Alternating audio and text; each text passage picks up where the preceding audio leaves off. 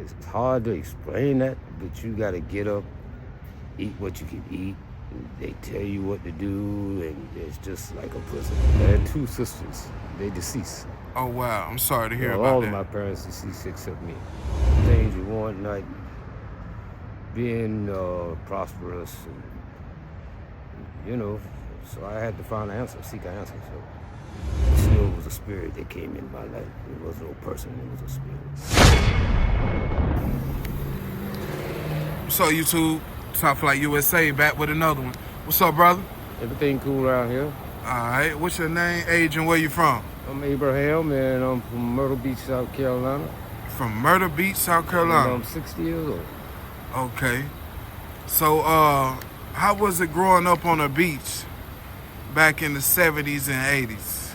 It was hard, but it was fair. Working on a farm, we had to make ends meet, grow our own food, We had to do our own stuff. There wasn't no stores, no hospitals we had to go to. We did it on our own. Okay. Was it a lot of racism back in those days? Of course. Okay. Tell us a little bit about it. How was it growing up, Myrtle Beach, South Carolina? Man, like I said, the whites had all the privileges, and we just had to work by what they give us to do. So y'all worked on a farm. Would you say it was like a white farm? Sharecropping, shit like that. Okay.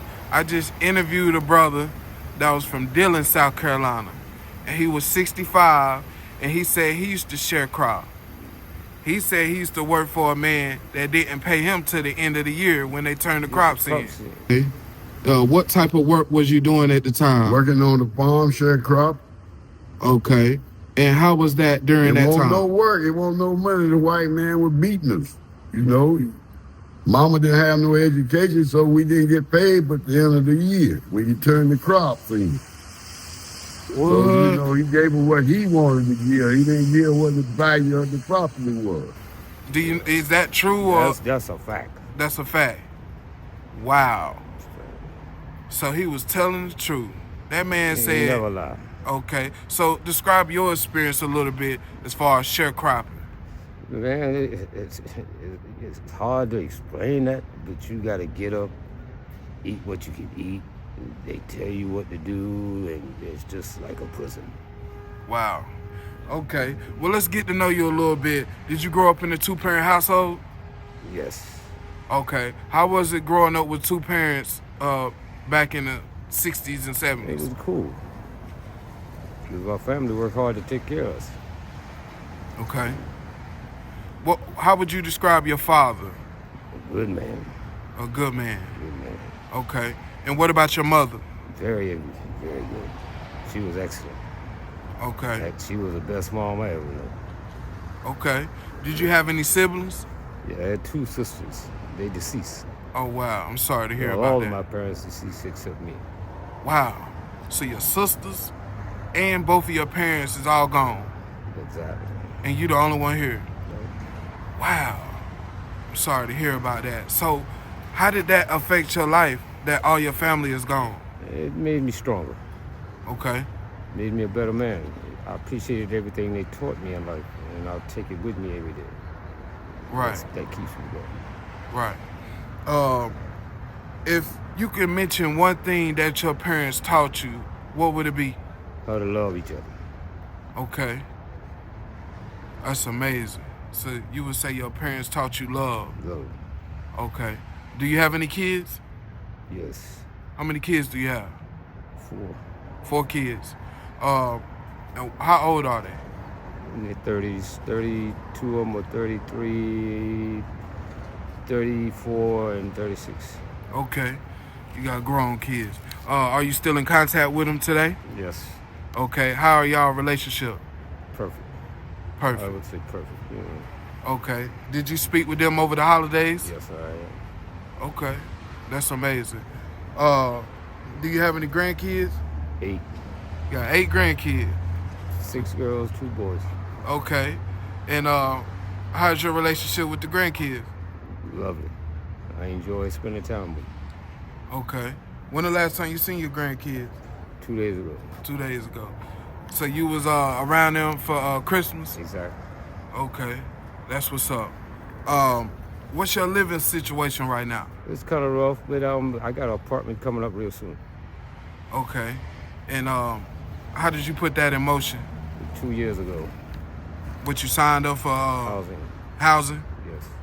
and it took you 2 years to get it. Yeah. Wow. So that's how long the housing authority list is. You might have to wait for 2 years, but if you get on the list, eventually it'll come. It'll come. Patience. Right. I tell people that all the time, man. You got to be patient when you want things. Some things don't come right when you want it, but I guess it'll be there right on time. Yeah. Do you have any addictions? No, I smoke cigarettes. You smoke cigarettes? Okay.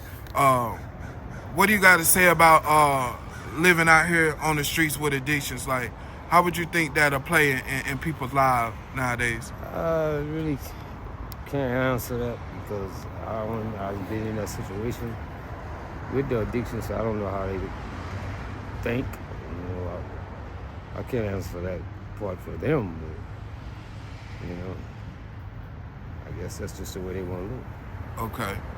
So do you see it a lot, like around in the neighborhoods I see and it out here? every day, all my life. Right. So how does that make you feel to know like some people are out of control with their addictions? I just tell them pray, man. Okay. So would you say you have a good relationship with spiritually? Yes. Okay. What type of spirituality do you have? Like you a Christian, Muslim? Well, I was raised as a Christian, but I just go by the Spirit. Okay. I never seen. I just knew it was a spirit that came in my life. It was no person. It was a spirit. Okay. So, I'm a spiritual person. And when did that happen with you? When did that all happen? It's like 2007, 2008. I've been with him for a while now. But he's been with me. And I joined the team. Okay. And you said a spirit came in your life. Like what happened that made you spiritual like that? You got to be ready to turn your life over to God, man. Okay. That's just the bottom line. You got to be ready. If you ain't ready, it ain't going to happen. So what happened in your life that made you want to turn your life to You God? just got sick and tired of the way you live. Okay. You got sick and tired of what exactly? Like, you trying to figure it out? Not having the things you want, not being prosperous, and, you know.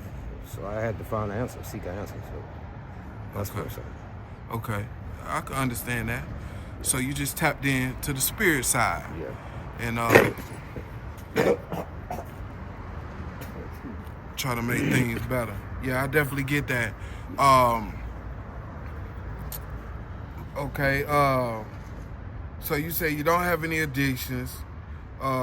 You say your living situation, you about to have an apartment in next month or two? Hopefully, yes. Okay. And so where are you staying at right now? On Ball Street, I got a tent I live in. Okay. How's it living in a tent? It's comfortable to me. It's better than being out in the weather. Right. Tips for people that's living in the street. What's 3 good tips of surviving in the streets you would give the viewers? Better give than receive. Do unto others, you have others do unto you, and give your life to Christ. That's right. And if you can name 3 tips of surviving with a tent, what would it be? Hey, just be safe and keep yourself warm. Be comfortable. Right. Take it as it is. And that's another question I had, quick. How dangerous is it living in a tent? It's not dangerous. It's not dangerous. It's what you make it and the company you keep. That's it. The company you keep. Okay. You entertain, so I'm basically by myself, so I don't have to worry about that. Okay. All right. Well, I think that's pretty much it, brother. You mentioned that you had to go to work, so we don't want to keep it too long. We've been going for about 9 minutes.